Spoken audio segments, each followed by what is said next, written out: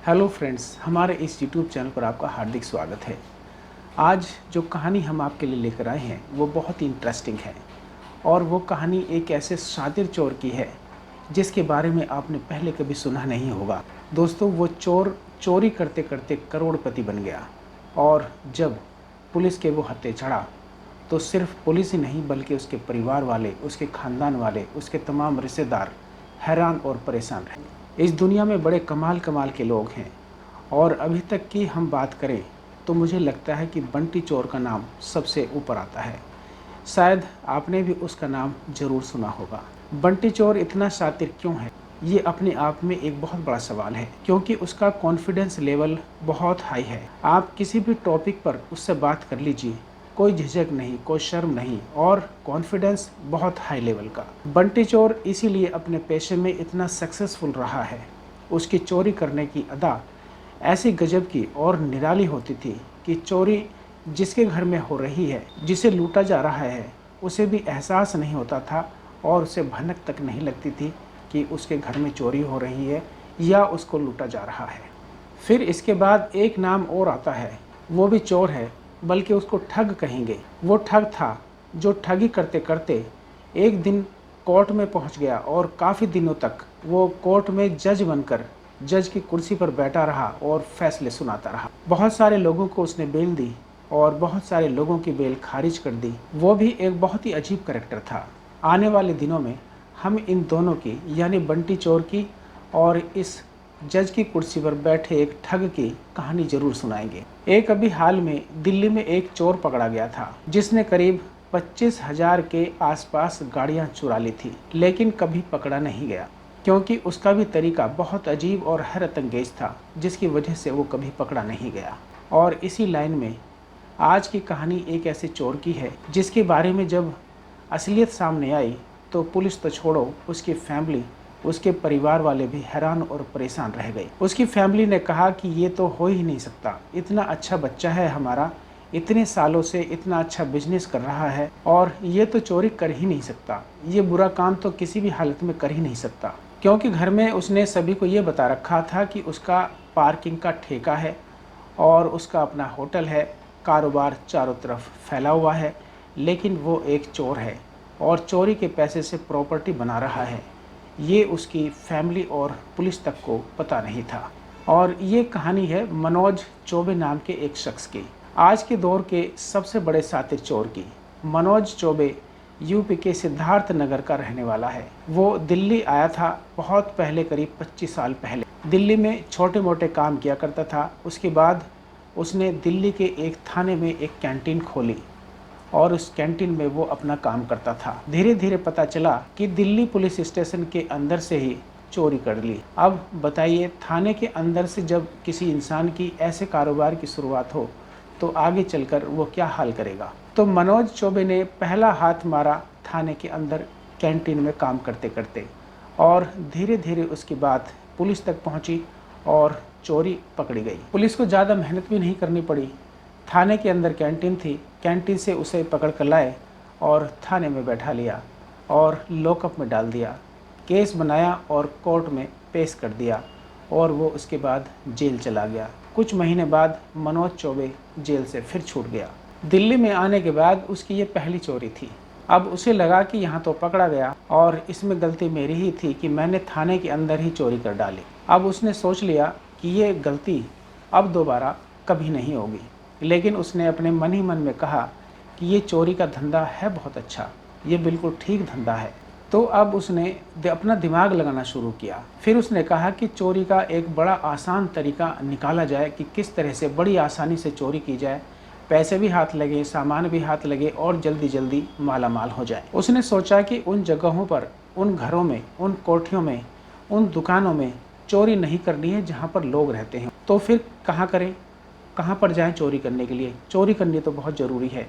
उसके दिमाग में अब चोरी करने का जो फितूर था वो पूरी तरह से घर कर गया था और दिमाग में उसके चोरी का काम बैठ गया था। तो उन घरों, उन कोठियों को निशाना बनाया जाए जहाँ लोग कहीं बाहर घूमने चले जाते हैं या काफ़ी दिनों से उस घर में कोई रह नहीं रहा है, या घर पे ताला लगा हो, सेफ जगह हो जहाँ कोई ना हो देखने वाला।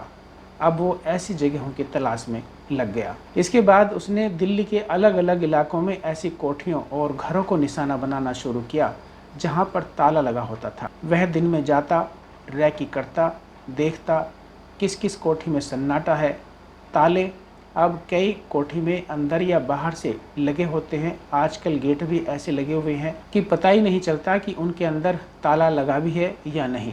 उसने अंदाज़ा लगाना शुरू किया कि ऐसे घरों का क्या किया जाए जिनके ताले का पता नहीं चलता। तो अब वो देखने लगा कि किस कोठी के दरवाजे पर धूल जमी है, मिट्टी जमी है, कहाँ पर 2 या 4 अखबारों के पुराने बंडल पड़े हुए हैं। जहाँ कोई कोठी की पहली नज़र में देखकर लगता है कि 2 या 4 दिन से वहाँ सफाई नहीं हुई है, गंदगी पड़ी हुई है, इसका मतलब वहाँ कोई रह नहीं रहा है, उसमें आसानी से काम चोरी का किया जा सकता है। अब उसने ये छोटी छोटी चीज़ें पकड़नी शुरू की। फिर रात को जाता, दिन में रैकी करने के बाद कि अगर कोठी के लोग घर में हों तो लाइट जलेगी, लेकिन रात को देखता कि सारे घरों में लाइट जल रही है। जिस कोठी में लाइट नहीं है तो वो कोठी की गंदगी, दरवाज़ों की धूल मिट्टी, अखबारों का बंडल, रात की लाइट ना जलना, ये सारी चीज़ें उसे इशारा देती थी कि इस कोठी में कोई नहीं है और यहाँ पर चोरी करना अब बिल्कुल सेफ है। फिर वह उस कोठी को निशाना बनाता और रात को घुसता, तमाम औजारों के साथ तसल्ली से चोरी करता, घंटों बैठकर। उसे कोई डर नहीं था क्योंकि उसे मालूम था कि यहाँ कोई है नहीं, और उसके बाद चोरी करके सब कुछ निकालता। और ख़ासियत ये थी कि वो सारे चोरी का माल कभी ज़्यादा देर तक अपने पास नहीं रखता था। ज़्यादा से ज़्यादा 48 घंटे के अंदर सबको निपटा देता था। अब इस दौरान वो 1-2 बार पकड़ा भी गया। पुलिस ने जब उसे पकड़ा तो अब उसने अपना नाम कुछ और बताया। अब चोरी का छोटा मामला समझकर पुलिस ने कहा कि इसे हटाओ, ये कोई हार्डकोर क्रिमिनल तो है नहीं। फिर नॉर्मल तरीके से पुलिस उसको जेल भेज देती है और कुछ महीनों के बाद वो फिर बाहर आ जाता है। अब इधर सिद्धार्थ नगर का ये रहने वाला था। सिद्धार्थ नगर एक सरकारी अफसर रहा करते थे। उनकी बेटी का रिश्ता आया क्योंकि घर में तो उसकी इमेज बहुत अच्छी थी कि ये लड़का बड़ा ही होनहार है। इसने अपने घर में बता ही रखा था कि दिल्ली में उसका पार्किंग का अपना ठेका है और अक्सर उसी ठेके की वजह से कम 6 महीना दिल्ली में रहना पड़ता है। तो इसने एक सरकारी अफसर की बेटी से शादी की। शादी करने के बाद ये 6 महीने गायब हो जाता था और इसकी अपनी एक ज़मीन थी जो उसने वहाँ लीज पर एक हॉस्पिटल वालों को दे रखी थी। उसके भी महीने में करीब 2 लाख रुपए किराए के आते थे। ये शातिर चोर मनोज चौबे अब तक करीब 9 बार पकड़ा गया था, लेकिन पुलिस उसकी असलियत कभी पहचान नहीं सकी। बरसों तक चोरी करता रहा, हजारों घरों में चोरी की, कभी अपना गैंग नहीं बनाया, खुद अकेले चोरी करता था। लेकिन कई ऐसे चोर हैं जो गैंग बनाकर चोरी करते हैं। अब शादी के बाद ये दिल्ली आता है, 6 महीने इधर उधर किराए का मकान लेकर रहता है, घर भी बदलता रहता है, अपनी कोई पहचान पीछे नहीं छोड़ता है और धीरे धीरे चोरी करता और उन्हीं घरों को निशाना बनाता जहां ताले लगे हुए थे और जिनमें कोई नहीं रहता था। माल बेचता, पैसे जमा करता। कई सालों की चोरी में इसने इतना पैसा जमा कर लिया कि इसने नेपाल में एक होटल खोल दिया। सिद्धार्थ नगर में जहां इसने सरकारी अफसर की बेटी से शादी की थी, उसके लिए सिद्धार्थ नगर में एक गेस्ट हाउस खोल दिया। अब घर वालों को तो यही पता था कि बेटा कई तरह के बिजनेस करता है और बहुत ही अपने काम में सक्सेसफुल है, महारत हासिल रखता है। उसका एक तो पार्किंग का ठेका है, नेपाल के काठमांडू में होटल है, सब बढ़िया चल रहा होता है। तो उसकी असली ज़िंदगी के बारे में कोई नहीं जान पाता था। अब नेपाल काठमांडू में होटल खोलने के बाद एक नेपाली लड़के से इसकी दोस्ती हो जाती है। अब इसने उसको भी खुद को बिजनेसमैन बताया। अब इसने उससे भी शादी कर ली और अब क्योंकि इसका चोरी का सेंटर दिल्ली में था तो शादी करने के बाद काठमांडू से अपनी इस दूसरी बीवी को लेकर भी दिल्ली आ जाता है। दिल्ली में उसने किराए का एक फ्लैट लिया और उसमें अब वहाँ वो रहने लगा था अपनी नई बीवी के साथ। इत्तेफाक से उसकी उस नेपाल की बीवी का एक भाई वो भी आकर उनके साथ रहने लगा। यहाँ दिल्ली में ही कुछ नौकरी वगैरह वो किया करता था, लेकिन अभी तक दोनों बीवियों को उसकी असलियत मालूम नहीं थी। उनको सिर्फ यही पता था कि ये बिजनेसमैन है, इसका होटल है, पार्किंग का ठेकेदार है और लीज पर ज़मीन दी हुई है और वहाँ से किराया आता है। बस सबको यही पता था और दोनों बीवियों को और उनके परिवार वालों को सिर्फ इतना ही पता हुआ करता था। एक बार एक कोठी में साउथ दिल्ली में ये चोरी करने के लिए गया। वहाँ ऐसी ही एक सुनसान कोठी थी।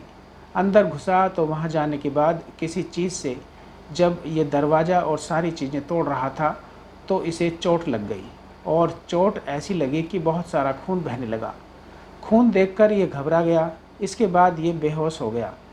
अगले 1 घंटे तक उस कोठी में ये बेहोश फर्श पर पड़ा रहा। 1 घंटे बाद इसको होश आया तो ये घबराया कि अरे मैं तो 1 घंटे से बेहोश पड़ा हूँ। वहाँ पड़ा हुआ खून उसने फिर जल्दी जल्दी साफ़ किया और उसका जितना चोरी का माल था उसे लेकर वहाँ से वो तुरंत निकल गया। अब वो सोचने लगा कि 1 घंटा बेहोश भी रहा और चोरी भी कर ली।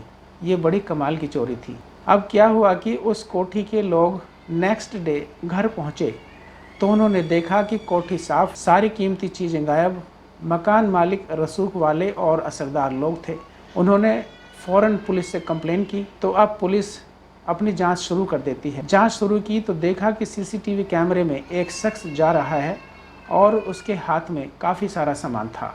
इत्तेफाक से क्लोजअप में उसका चेहरा भी साफ दिख जाता है। अब पुलिस को चेहरा तो मिल गया लेकिन उससे आगे का कोई डिटेल उसको नहीं मिल पा रही। इसी दौरान में कुछ दिनों के बाद पुलिस की तफ्तीश में एक स्कूटी दिखाई दी। उस स्कूटी पर एक शख्स जा रहा था। अब जब उसको भी जूम करके देखा गया तो पुलिस टीम ने कहा कि स्कूटी पर बैठा हुआ जो शख्स है ये वही है जो उस रात को चोरी के बाद सीसीटीवी कैमरे में कैद हुआ था। अब उस चेहरे का तो कोई अता पता था नहीं लेकिन उस स्कूटी का नंबर था। तो नंबर से उन्हें मालूम हुआ कि स्कूटी एक मनोज थापा नाम के शख्स के नाम पर रजिस्टर्ड है। मनोज थापा का एड्रेस भी मिल गया। पुलिस उस घर पर पहुंची और पहुंचकर पूछा कि ये मनोज थापा कौन है। मनोज थापा घर के बाहर आया। पुलिस ने पूछा कि इस तारीख को इस स्कूटी पर आप जा रहे थे तो आप थाने चलो। थापा ने कहा नहीं, मैं तो स्कूटी चला ही नहीं रहा था उस दिन। तो पुलिस ने कहा कि फिर कौन चला रहा था? तो उसने कहा कि मेरे जीजा जी चला रहे थे। तो उन्होंने कहा, यानी पुलिस वालों ने कहा कि ठीक है अपने जीजा जी को बुलाओ। उसने कहा शाम तक आ जाएंगे। अब शाम को ये साहब थाने पहुंच गए और जब ये शाम को आए तो पुलिस ने इनको पकड़ लिया। अब उनका चेहरा उससे मिलाया जो उस कोठी के बाहर लगे कैमरे में चेहरा कैद हुआ था और जो स्कूटी पर बैठा हुआ शख्स था। इन दोनों के चेहरे को मिलाकर देखा तो ये दोनों एक ही शख्स के चेहरे थे। इसका मतलब है कि चोरी करने वाला चोर अब पुलिस के कब्जे में था। अब पुलिस ने उससे अच्छे से पूछताछ की। फिर उसने बताया कि चोरी का माल कहाँ भेजा है। अब उस पूछताछ के दौरान जब उसका डिटेल निकाला गया तो उसने अपना नाम गलत बताया। इधर उसके साले और बीवी से भी पूछताछ हुई कि कहीं पूरी फैमिली तो इस चोरी में मुलव्विज नहीं है। तो पुलिस के सामने साले और बीवी ने उसका नाम अलग बताया। अब पुलिस कंफ्यूज कि घर वालों को ही इसका असली नाम पता नहीं है। अब जब और डिटेल खंगाला गया तो दिल्ली में हुई चोरी और ऐसे कितने चोर पकड़े गए पिछले कुछ वर्षों में पुलिस के पास इन सब का अलग अलग रिकॉर्ड होता है।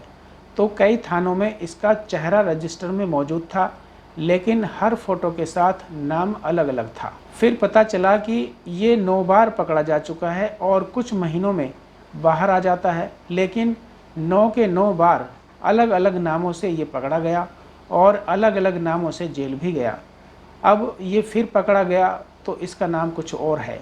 पुलिस बहुत कंफ्यूज थी कि ये मामला आखिर है क्या। एक ही शख्स 9 बार 9 अलग अलग नाम से जेल जाता रहा। अब पुलिस ने फिर कहा कि इसकी फैमिली और इसकी पूरी सच्चाई और पूरी जानकारी पता करो। इसके बाद उसको बिठाकर मनोज चोर से अच्छे से पूछताछ की गई। तब उसने बताया कि मैं यूपी के सिद्धार्थ नगर का रहने वाला हूं और मैंने अब तक हजारों चोरियां की हैं। 25 साल से मैं यही काम कर रहा हूं। पहली चोरी मैंने थाने के अंदर से ही की थी लेकिन पकड़ा गया और उसके बाद जेल चला गया। उसके बाद फिर मैंने कई चोरियां की, पकड़ा भी गया, लेकिन मैंने हर बार अपना नाम अलग अलग बताया। मेरी कोई भी आईडी प्रूफ थी नहीं, ना आधार है और ना ही पैन कार्ड है। मैं अलग अलग नामों से पकड़ा जाता रहा और अलग अलग नामों से इसकी रिपोर्ट बनती रही और ये छूटता रहा। सिर्फ तस्वीर हर जगह एक थी और नाम सब जगह अलग अलग थे। अब पुलिस की टीम सिद्धार्थ नगर इसके घर पहुंचती है। उन्होंने बताया कि मनोज को हमने पकड़ा है चोरी के मामले में। घर वाले कह रहे हैं कि आपको कोई गलतफहमी हो गई है, मनोज के पास तो इतना पैसा है कि वो चोरी क्यों करेगा। अब पुलिस को इतना सब मालूम था नहीं उसके बारे में। अब घर वालों ने बताया कि ये देखिए, काठमांडू में उसका होटल है, यहाँ सिद्धार्थ नगर में गेस्ट हाउस है, एक ज़मीन पर हॉस्पिटल चल रहा है, वो लीज पर दिया हुआ है और उसका 2 लाख रुपए महीना किराया आता है, तो उसको चोरी करने की ज़रूरत ही क्या है। आप गलत कह रहे हैं, आपको कोई गलत फहमी हुई है, वो इस तरह का लड़का नहीं है। अब पुलिस भी उलझन में कि कुछ तो गड़बड़ है, लेकिन फिर पुलिस ने बताया कि हमने जिसे पकड़ा है स्कूटी के साथ, वो स्कूटी उसके साले साहब की है और उसकी बीवी भी वहाँ पर रहती है। अब सिद्धार्थ नगर में जब परिवार वालों ने ये सब सुना तो वो हैरान और परेशान रह गए। वो कहने लगे कि आप क्या बात कर रहे हैं, उसकी बीवी तो यहाँ रहती है, उसका परिवार यहाँ रहता है सिद्धार्थ नगर में, ऐसा कैसे हो सकता है, उसकी वहाँ बीवी दूसरी कैसे हो सकती है। लेकिन ये बात बिल्कुल सच थी, जो कि उन दोनों परिवारों को आपस में एक दूसरे के बारे में कुछ पता नहीं था। अब वो जो सरकारी अफसर की बेटी जिससे मनोज की शादी हुई थी 20 साल पहले, वो मैडम सामने खड़ी है और वो कहती है कि मैं इनकी पत्नी हूँ। अब दिल्ली पुलिस फिर से परेशान। पुलिस ने कहा कि फिर वो कौन है दिल्ली में जिसको हम लोग मिलकर आए हैं, उसकी बीवी और उसका साला, और यहाँ पर भी एक और बीवी है। अब फिर उससे पूछताछ हुई तो उसने पूरी कहानी उगल दी। उसने कहा कि मैं 25 साल से सिर्फ चोरी ही कर रहा हूँ और इतनी चोरियाँ की हैं कि मुझे गिनती भी याद नहीं। हाँ, कई बार गलती से पकड़ा गया, लेकिन अलग अलग नाम होने की वजह से फिर छूट गया, क्योंकि सबको लगता था कि इसकी पहली चोरी है, पहली वारदात है, और अदालत ने भी उस पर रहम दिखाया और फिर वो जल्दी ही छूटकर वापस आ जाया करता था। उसने कहा, जब मैं चोरी करता था तो मैं सिर्फ बड़ी बड़ी कोठियों में ही चोरी करता था। जो भी चीज़ मिलती नगद होती तो उन सबको मैं सेविंग में लगाता और प्रॉपर्टी खरीदता था। उसी पैसे से गेस्ट हाउस बनाया उसने अपनी पहली बीवी के लिए, दिल्ली में फ्लैट लिया अपनी दूसरी बीवी के लिए, लेकिन रहता किराए पर ही था ताकि कब कहाँ से भागना पड़ जाए कुछ नहीं पता। पहली बीवी को उसकी दूसरी शादी के बारे में बिल्कुल पता नहीं था और ना दूसरी बीवी को उसकी पहली शादी के बारे में पता था। सब यही जानते थे कि ये मनोज नाम का बंदा एक बड़ा ही बिजनेसमैन है, बहुत ही जिम्मेदार है, बहुत अमीर है और निहायत शरीफ और नेक बंदा है। लेकिन अब पुलिस ने उसकी पूरी कहानी उगल दी। अब घर वाले उधर सिद्धार्थ नगर में हैरान और परेशान, इधर दिल्ली में जिस नेपाली लड़की से उसने शादी की वे उसके भाई, वो सब हैरान परेशान। इस चोरी के चक्कर में 2 शादी का भी राज अपने आप ही खुल गया था। तो पूरा परिवार अब परेशान और हैरान है कि आखिर ऐसे कैसे हुआ, हमने कभी इस बात पर ध्यान क्यों नहीं दिया। पुलिस अब ये पता कर रही है कि ये मनोज ने जो बताया, इसने और कितने बड़े बड़े हाथ मारे, या दिल्ली में अब तक जो हज़ारों चोरियाँ हुई हैं उनमें कितनी चोरियों में इसका हाथ है। वो सारी चोरियों की लिस्ट निकाली जा रही है, खंगाली जा रही है, और इसके दूसरे थानों में भी रिकॉर्ड खंगाले जा रहे हैं। किसी और नाम से तो पकड़ा नहीं गया था, अभी तक 9 थानों से इसका रिकॉर्ड आ चुका है कि 9 अलग अलग नाम से गिरफ्तार हुआ है।